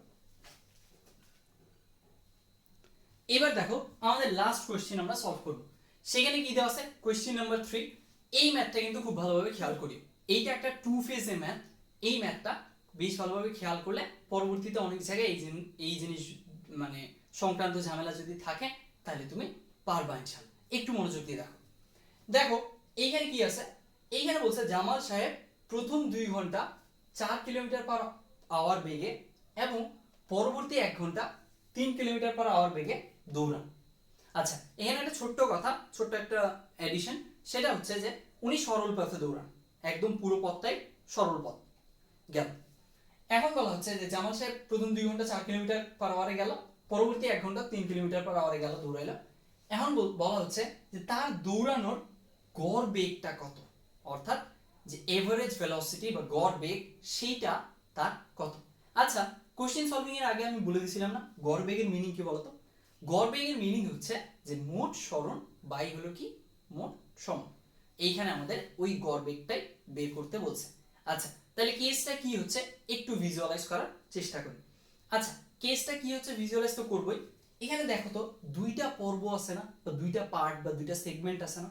কিভাবে দেখো, উনি প্রথম 2 ঘন্টা একটা নির্দিষ্ট বেগে এবং পরবর্তী 1 ঘন্টা আরেকটা নির্দিষ্ট বেগে কিন্তু গেছে। তাহলে এখানে দুইটা পর্ব বা দুইটা সেগমেন্ট আছে। তো এই জন্য এগুলো হচ্ছে 2 ফেজের ম্যাথ বা 2 পর্বের ম্যাথ। তো দেখি আমরা কিভাবে করা যায়। তো খেয়াল করি, ধরে নিলাম উনি এই বিন্দু থেকে যাত্রা শুরু করছে। এখন এই বিন্দু থেকে যাত্রা শুরু করার পরে উনি এই যে 2 ঘন্টা পরে বি বিন্দুতে পৌঁছাইছে। এইখানে বি বিন্দু, আচ্ছা এখানে দিলাম বি বিন্দু। তারপরে আরো 1 ঘন্টা, এই যে পরবর্তী 1 ঘন্টা 3 কিলোমিটার/আওয়ার বেগে, তাহলে আরো 1 ঘন্টা উনি গেছে। তাহলে ধরে নিলাম যে সবশেষে উনি সি পয়েন্টে গিয়ে পৌঁছেছে। কি করছে?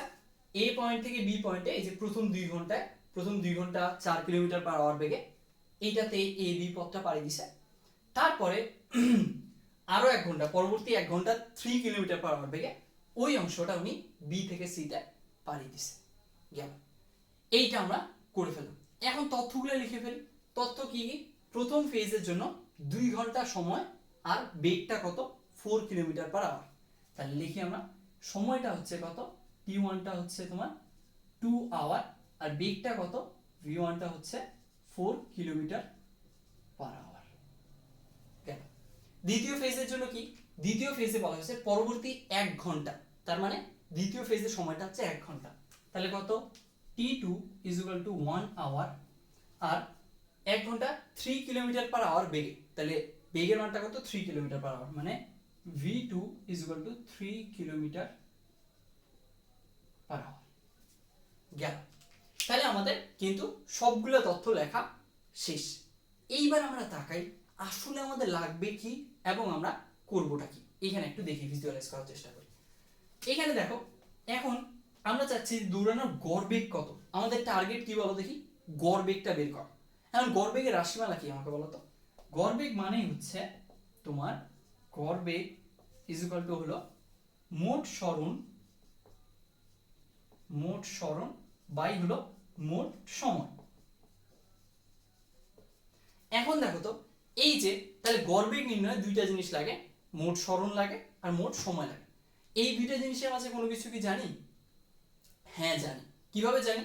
দেখো, এইখানে প্রথম ফেজে সময় হচ্ছে 2 ঘন্টা, পরের ফেজে সময় হচ্ছে 1 ঘন্টা। তাহলে মোট সময় কত? মোট সময় 3 ঘন্টা। তাহলে দেখো, তুমি এই যে মোট সময় পার্টটা আছে এইটুকু কিন্তু তুমি জানো, এইটুকু তুমি জেনে গেছো। তাহলে মোট সময় কোন সংক্রান্ত কোনো ঝামেলা আছে বা ওইটা জানতে কোনো সমস্যা আছে? নাই। তাহলে আমরা মোট সময়টা জেনে ফেলছি। এইবার কি জানতে হবে তাহলে? এইবার জানতে হবে আমাকে জাস্ট মোট সরণটা জানতে হবে। তাহলে আমরা দেখি মোট সরণটা কিভাবে বের করা যায় বা এখান থেকে আনা যায়। আচ্ছা, এইটাকে ম্যাথমেটিক্যালি এইভাবে লেখা যায়। দেখো, মোট সময় মানে কি বলতো? মোট সময় মানে হচ্ছে এই যে t1 প্লাস t2 না, দুইটা ফেজ, এইটার সময় প্লাস ওইটার সময়, t1 প্লাস t2। তাহলে লিখে দিলাম t1 প্লাস t2। আর মোট সরণ মানে কি বলতো? দুইটা ফেজ, তাহলে প্রথম ফেজের সরণ প্লাস দ্বিতীয় ফেজের সরণ। নাহলে এখানে লিখে দিই, এটা হচ্ছে s1, এটা s2। তাহলে প্রথম ফেজের সরণ প্লাস দ্বিতীয় ফেজের সরণ। গেল। এখন আমরা এইটুকু রাখলাম।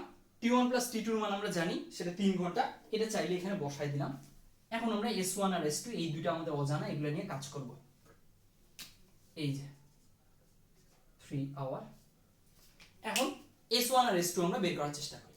তুমি দেখো তো s1, তাহলে s1 এর জন্য, s1 টা কোন ফেজে? প্রথম ফেজে। তাহলে এই যে এই তিনটা তথ্য জানি আমরা, কিংবা এই জিনিসগুলো জানি, বা মানে দুইটা তথ্য জানি, একটা বের করতে হবে। তাহলে এইখান থেকে দেখো তো s1 বের করা যায় কিনা। যাবে। কিভাবে দেখি আমরা, এইখানে ক্যালকুলেশনটা করি। t1 জানি আমরা 2 ঘন্টা, আর v1 জানি আমরা কত, 4 কিলোমিটার পার আওয়ার। তাহলে s1 টা আমাকে বের করতে হবে ওয়াট। আমরা কি জানি, v1 ইজ ইকুয়াল টু কি, s1 বাই t1 না? একটু আগে আমরা বেগের রাশিমালা বের করছি, সেখানে আমরা দেখছি v is equal to s by t। তাহলে v1 ইজ ইকুয়াল টু দাঁড়াচ্ছে s1 বাই t1। আমার লাগবে s1 টা, তাহলে s1 ইজ ইকুয়াল টু দাঁড়াচ্ছে v1 ইনটু t1। এই তো। তাহলে এখন দেখি আমরা কি আসে। v1 মানে হচ্ছে 4 আর t1 মানে হচ্ছে 2, তাহলে 8। তাহলে আমার s1 আসলো কত? s1 আসলো 8 কিলোমিটার। তাহলে দেখো s1 এর কাজ কিন্তু শেষ। এবার কিসে যাব? এইবার s2 তে যাব, অর্থাৎ এইগুলো নিয়ে কাজ করব এবং এখান থেকে বের করব। এখান থেকে একই প্রসেসে বের হবে। তো দেখি আমরা বের করে ফেলি। তাহলে এখন দেখি তথ্য কি কি দেওয়া আছে। তথ্য দেওয়া আছে t2 ইজ ইকুয়াল টু দেওয়া আছে 1 hour, v2 is equal two দেওয়া আছে কত, 3 কিলোমিটার পার আওয়ার। আচ্ছা, এই পয়েন্টে কি লেখা দেখা যায়? হ্যাঁ, ঠিক আছে। তাহলে দেখো, এখন কথা হচ্ছে এইখান থেকে আমাকে বের করতে হবে s2 is equal two what. এখন একইভাবে বের করি, v is equal to s by t, তার মানে v2 ইজ ইকুয়াল টু হলো s2 বাই t2। তার মানে s2 ইজ ইকুয়াল টু হচ্ছে v2 ইনটু t2। v2 এর মান কত, 3, t2 এর মান কত, 1, তার মানে 3 কিলোমিটার। গেল। এই তো আমার দেখো তাহলে কি হয়ে গেল, আমরা প্রথম ফেজের তথ্য থেকে এইখান থেকে আমরা কি বের করে ফেলছি, s1 টা বের করে ফেলছি, আর দ্বিতীয় ফেজের তথ্য থেকে s2 টা বের করে ফেলছি। এই যে s2 টা বের করে ফেলছি। এখন দেখো তো আর কোন জিনিস কি অজানা আছে আমাদের কাঙ্ক্ষিত জিনিসে বা টার্গেটে? আমাদের টার্গেট তো এইটা, এটা অলরেডি নিচেরটা তো জানি, নিচেরটা নিয়ে কোনো কাজ নেই। আচ্ছা, একক না বসাইলে চলবে, নিচেরটা তো জানি, এটা নিয়ে কোনো কাজ নেই। এখন জাস্ট এই উপরের জিনিসগুলো অজানা ছিল, এগুলো বের করে ফেলছি। s1 জানি, s1 এর মান পাইছি, s2 ও জানি, s2 এর মানও পাইছি। এক কাজ করি, এখন সব যেহেতু জানি সবগুলো মান এখানে বসাই দিই। তাহলে কি আসবে দেখি, s1 আর s2 জায়গায় মানগুলো যদি আমরা বসাই তাহলে দাঁড়াবে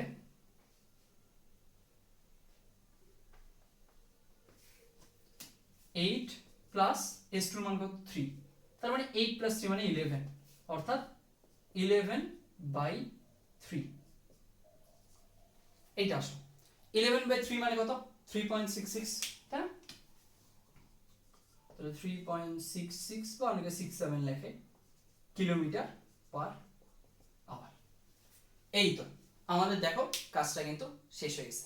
তাহলে খেয়াল করো, আমাদের ম্যাথ যেহেতু শেষ, পুরো ম্যাথটাতে কি করছে একটা ফ্ল্যাশব্যাক দিয়ে দিই, যাতে কারো কোনো পয়েন্টে কোনো ঝামেলা থাকলে বা কোনো অসুবিধা থাকলে, বুঝতে অসুবিধা থাকলে যাতে ক্লিয়ার হয়ে যায়। ম্যাথটা কি বলছিল যে জামাল সাহেব একটা সরল রেখা বরাবর, একদম সরল পথ বরাবর কি করতেছে, প্রথম 2 ঘন্টায় উনি 4 কিলোমিটার পার আওয়ার বেগে, আর পরের 1 ঘন্টায় উনি 3 কিলোমিটার পার আওয়ার বেগে দৌড়াইলেন। এখন এই ক্ষেত্রে আমাদের বলতে হবে যে আসলে উনার দৌড়ানোর গড় বেগটা কত, অর্থাৎ উনার ওভারঅল বেগটা কত, এভারেজ বেগটা কত। তাহলে এখন এই ব্যাপারটা যদি বের করতে হয়, আমরা প্রথমে কেসটা একটু ভিজুয়ালাইজ করার চেষ্টা করলাম, তারপরে আমাদের টার্গেটের দিকে তাকাইলাম যে টার্গেটে কি কি আছে দেখি।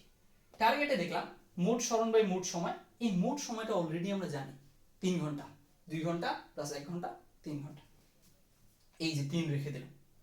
তারপরে এখন তাহলে আমাদের কি কি অজানা, মোট সরণটা অজানা, অর্থাৎ প্রথম ফেজের সরণ প্লাস দ্বিতীয় ফেজের সরণ, এই জিনিসটা আমাকে জানতে হবে।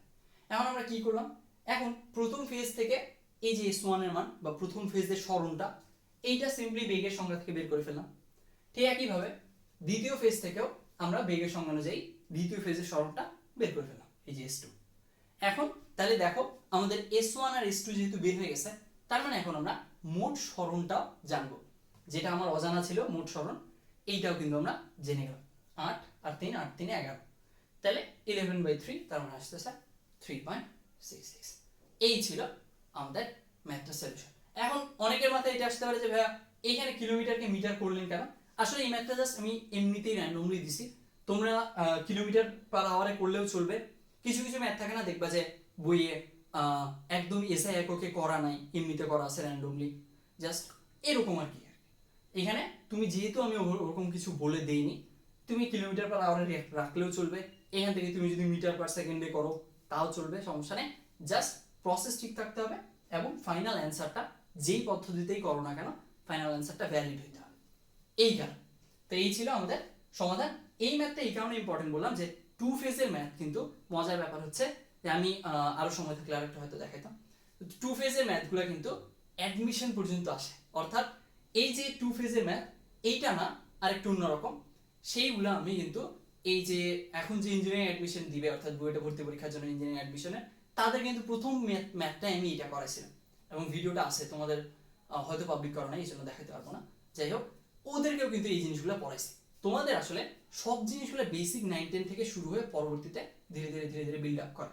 এই কারণে যখনই আমি 9 10 কে পড়াই, খুব বেসিক সহকারে একদম খুঁটিনাটি ছোট ছোট পয়েন্টগুলো সহ পড়াই, যাতে করে সেই জিনিসগুলো পরবর্তীতে গিয়ে ঝামেলা না হয়। আমি জানি অনেক কিছু যেগুলো আমি পড়াই খুব সূক্ষ্ম সূক্ষ্ম পয়েন্ট, এইগুলো টিচাররা জিজ্ঞেস করবে না কিংবা পরীক্ষায় কখনো আসবে না, কিন্তু এইগুলা পরবর্তীতে তোমার কলেজে গিয়ে কিন্তু খুব ভালো রকম কাজে দিবে।